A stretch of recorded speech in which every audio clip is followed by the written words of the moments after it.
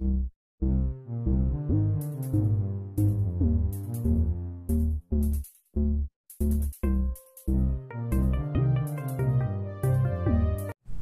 दोस्तों, मैं फिर से एक बार आपके समक्ष YouTube चैनल विजन कोचिंग में आपका स्वागत करता हूं। आइए आज हम अपना चौथा टॉपिक क्रिया शुरू करते हैं, जिसको देखेंगे कि क्रिया क्या करता है और यह किस रूप में अपना व्याकरण में कार्य करता है। आइए देखते हैं पहले क्रिया का निर्माण। क्रिया का निर्माण।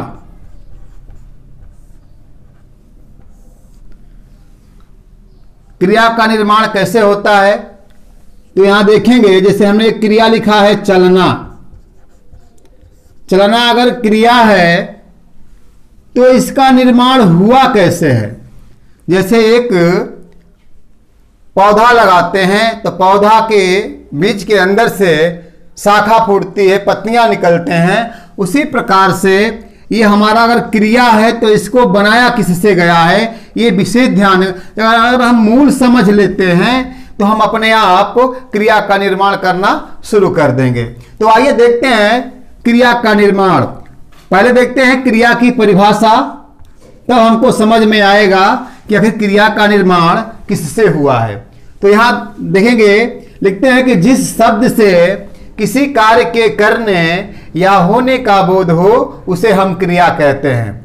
अब यहां पर ये किसी भी कार्य को करने या होने का बोध कराता है, ज्ञान कराता है कि हमारा काम कैसे हो रहा है और कौन कर रहा है। आइए देखते हैं यहां पर क्रिया का निर्माण। क्रिया का निर्माण दो तरह से होता है।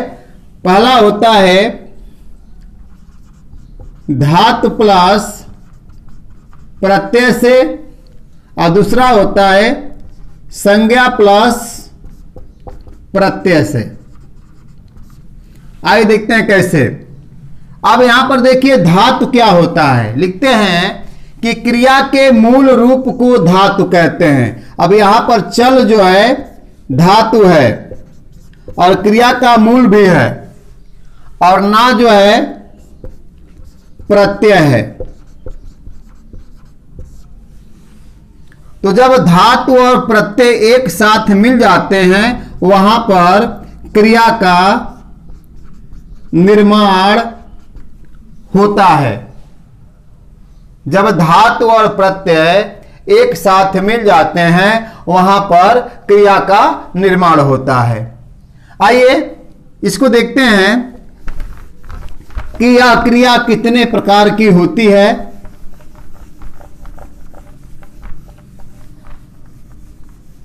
क्रिया के भेद। क्रिया को दो भागों में बांटा गया है।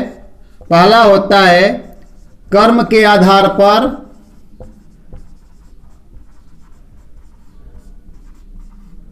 और दूसरा होता है संरचना या रचना के आधार पर।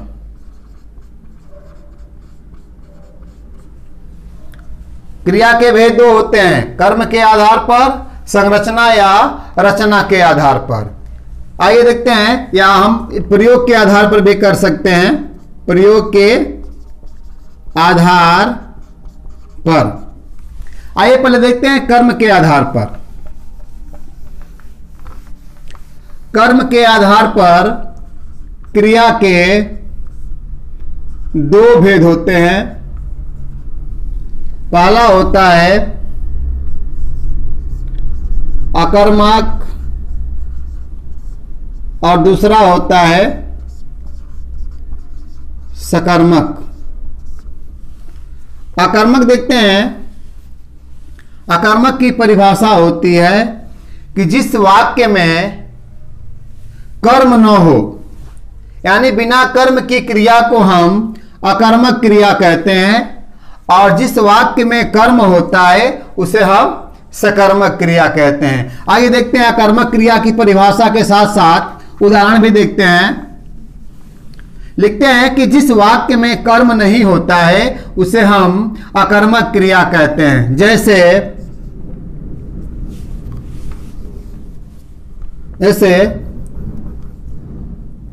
बच्चा खेलता है,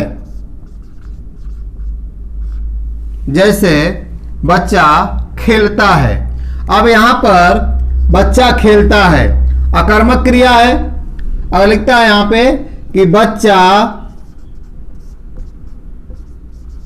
गेंद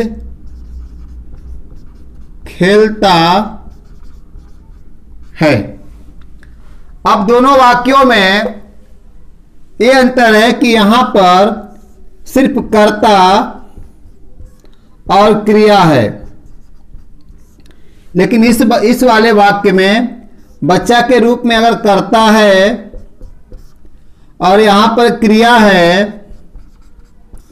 तो जो बचा हुआ शब्द होता है इसे कहते हैं कर्म। ये जो वाक्य है बिना कर्म का है, इसे हम अकर्मक कहते हैं, और ये जो है कर्म के साथ है तो इसे हम सकर्मक कहते हैं।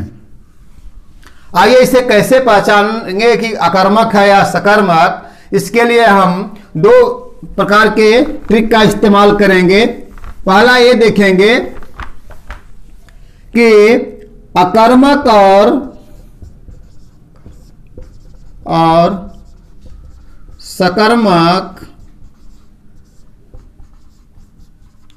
क्रिया की पहचान कैसे करेंगे।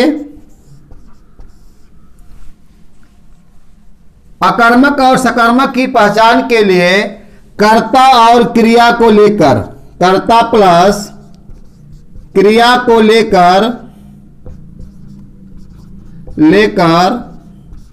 प्रश्न करते हैं। सॉरी, कर्ता प्लस क्रिया को लेकर क्या,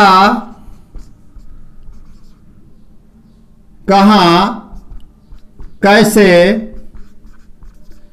आदि प्रश्नों को लेकर के हम प्रश्न करते हैं।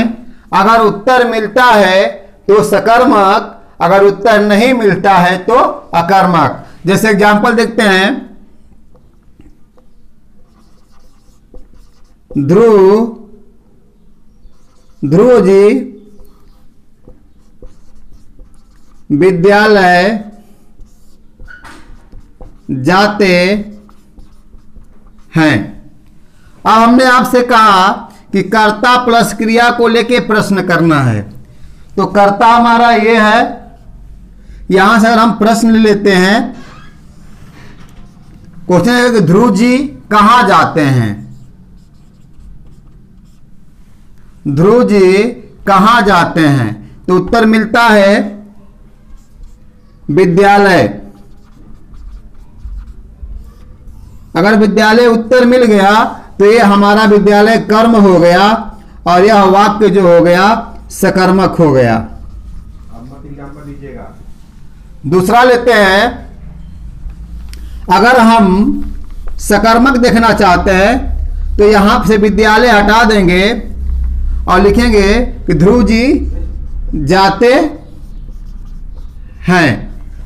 ध्रुव जी कहां जाते हैं, कुछ उत्तर नहीं मिला, क्योंकि कर्ता के साथ हमने जैसे ही क्रिया को लिया, यहां पर कोई कर्म दिखाई नहीं दे रहा है, तो ये हमारा हो गया अकर्मक क्रिया।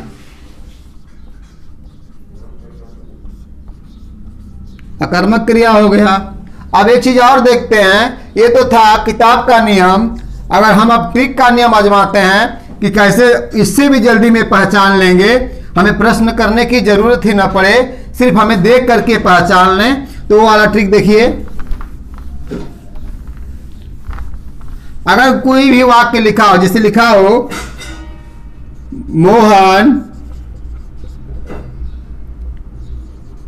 खेलता है, मोहन खेलता है। अब यहां पर कर्ता को निकाल दीजिए और क्रिया को निकाल दीजिए। कर्ता और क्रिया को निकालने पर अगर जो बचता है तो वह सकर्मक है, अगर नहीं बचता है तो वह अकर्मक है। जैसे यहां देख लीजिए, राम पुस्तक पढ़ता है।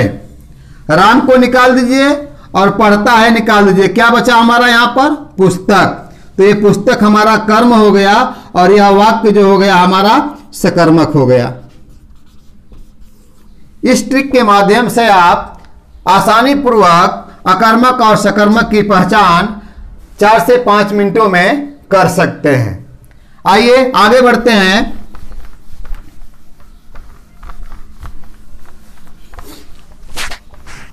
अकर्मक सकर्मक के हमने भेद देख लिया, अकर्मक और सकर्मक के बारे में हम जान गए। अब देखते हैं अकर्मक क्रिया के भेद होते हैं या नहीं।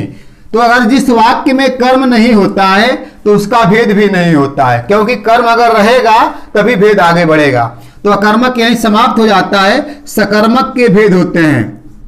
सकर्मक के भेद, सकर्मक क्रिया के 2 भेद होते हैं। पहला होता है एकर्मक क्रिया, दूसरा होता है द्विकर्मक क्रिया।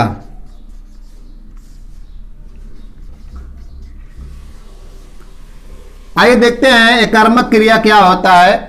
लिखते हैं कि जिस वाक्य में सिर्फ एक कर्म होता है उसे एकर्मक क्रिया कहते हैं। जैसे राम क्रिकेट खेलता है। राम क्रिकेट खेलता है। तो यहां पे देखिए, राम हो गया कर्ता और खेलता है क्रिया हो गया और बच गया क्रिकेट, ये हमारा कर्म हो गया। और वो भी एक ही कर्म है इस वाक्य में, इसलिए यह कर्मक क्रिया होता है। द्विकर्मक क्रिया में लिखते हैं, जिसकी परिभाषा होती है कि जिस वाक्य में एक से अधिक कर्म होते हैं उसे हम द्विकर्मक क्रिया कहते हैं। जैसे माली ने बगीचे से फूल को तोड़ा। अब यहां देखिए, माली ने कर्ता हो गया यहां पे हमारा, तोड़ा क्रिया हो गया। अब यहां देखिए, बगीचे से फूल को, यानी एक की बगीचा हो गया और दूसरा फूल हो गया, यानी इसमें एक से अधिक कर्म है, इसे हम द्विकर्मक क्रिया कहते हैं। बहुत सारे बच्चों को यह दिक्कत होती है, यह परेशानी होती है कि हम किस तरह से इसे समझेंगे। तो इस तरह से देखिए, अगर क्वेश्चन देता है कि मोहन क्रिकेट खेलता है, मोहन क्रिकेट खेलता है, यह कौन सा वाक्य है? तो वाक्य देने से पहले वो पूछेगा कि अर्थ कर्म के आधार पर क्रिया का कौन सा भेद है। तो कर्म के आधार पर इसमें ये देखना है सकर्मक अकर्मक। कर्म के आधार पर पूछेगा कि कौन सा भेद है, तो हम सकर्मक अकर्मक में देखेंगे तो ये हमारा सकर्मक हो जाएगा। अगर सकर्मक के बाद में पूछेगा कि सकर्मक का कौन सा भेद है, तब यहां पर अगर एक कर्म है तो एक कर्मक करेंगे, अगर 2 कर्म है तो द्विकर्मक करेंगे। आगे बढ़ते हैं। जैसे ही हम आगे बढ़ेंगे तो अब पढ़ेंगे हम रचना या प्रयोग के आधार पर, संरचना या प्रयोग के आधार पर या रचना के आधार पर। आगे देखते हैं, अभी हम लोग पढ़ रहे थे कर्म के आधार पर अकर्मक और सकर्मक। अब हम लोग पढ़ेंगे रचना के आधार पर क्रिया के भेद। आइए देखते हैं, रचना के आधार पर क्रिया के भेद होते हैं। पहला भेद होता है सामान्य क्रिया,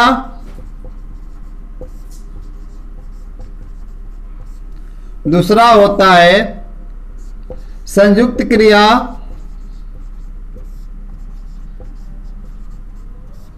तीसरा होता है प्रेरणार्थक क्रिया,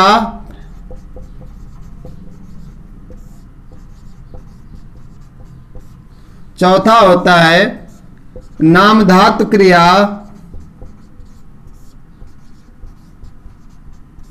पांचवा होता है पूर्वकालिक क्रिया,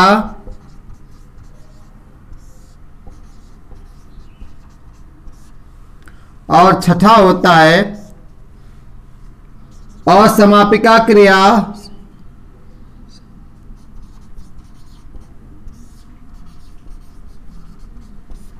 और अंतिम होता है समापिका या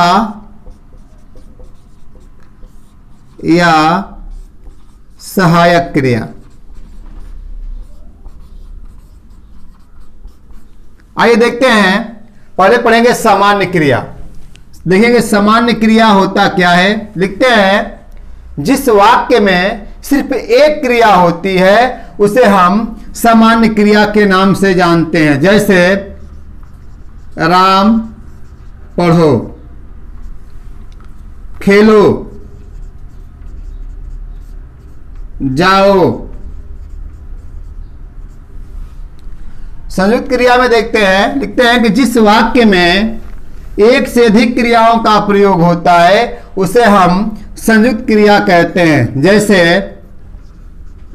राम पढ़ता है, घूमता है, चलता है,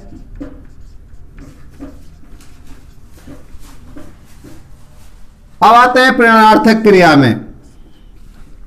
प्रेरणार्थक क्रिया में हम ये देखते हैं कि प्रेरणा प्लस अर्थक यानी प्रेरणा देना। लिखते हैं कि जिस वाक्य में कर्ता अपना काम स्वयं न करके किसी अन्य से करने या कराने की जब सलाह देता है उसे प्रेरणार्थक क्रिया कहते हैं। जैसे उठवाना, दौड़वाना, गिरवाना, तुड़वाना। जैसे एग्जाम्पल लेते हैं, जैसे राजा ने माली से फूल को तुड़वाया। और एक लेते हैं उदाहरण, जैसे अध्यापक ने बच्चे को प्रबंधक से पिटवाया। इस तरह के उदाहरण को हम प्रेरणार्थक क्रिया के नाम से जानते हैं।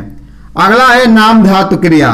लिखते हैं कि वह क्रिया जो धातु के अंत में जोड़कर बनाई जाती है उसे हम नाम धातु क्रिया कहते हैं। जैसे बतियाना, लतियाना, शर्माना, इस तरह से। अभी हम लोग देखेंगे कि नाम धातु क्रिया का निर्माण कितने तरह से होता है। अब आते हैं पूर्वकालिक क्रिया पर। पूर्वकालिक क्रिया का मतलब कालिक क्रिया से पहले जिस क्रिया का प्रयोग होता है उसे हम पूर्वकालिक क्रिया कहते हैं। जैसे दौड़कर, भागकर, नहाकर।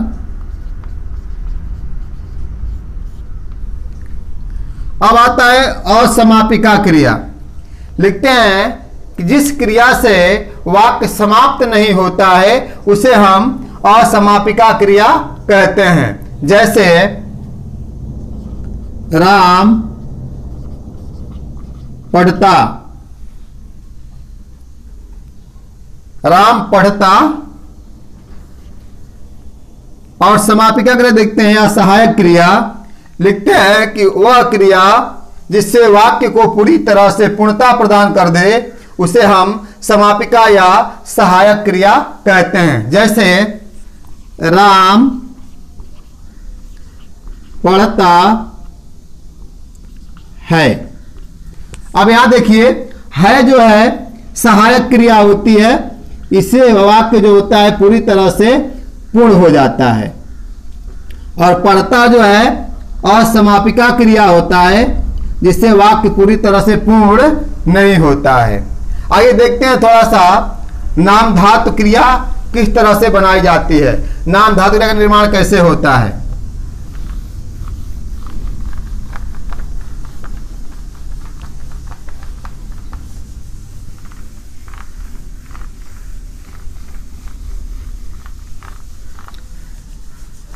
नाम धातु क्रिया का निर्माण 4 तरह से होता है।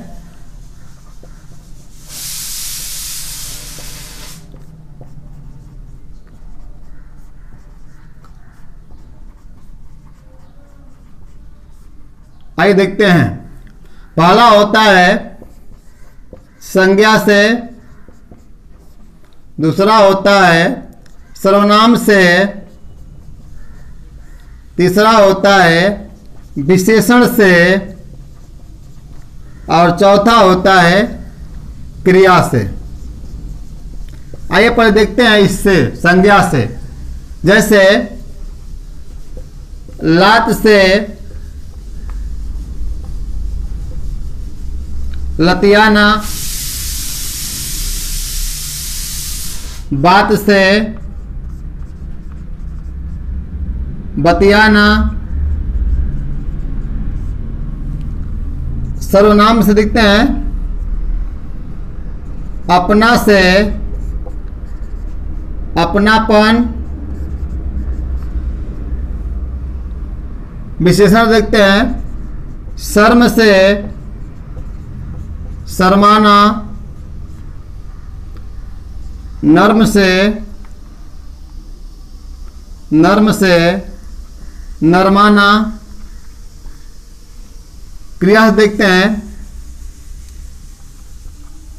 चलना से चलवाना, गिरना से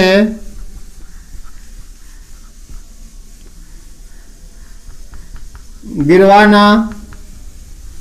ये था हमारा नाम धातु क्रिया का निर्माण, जो होता है संज्ञा से, सर्वनाम से, विशेषण से और क्रिया से।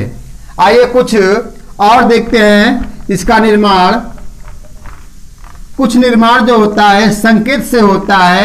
जैसे खटखट से खटखटाना,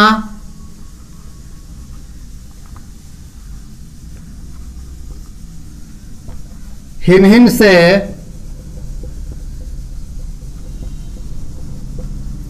हिनहिनाना,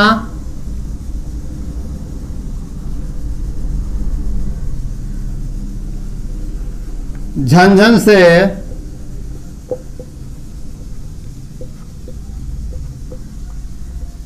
झंझनाना,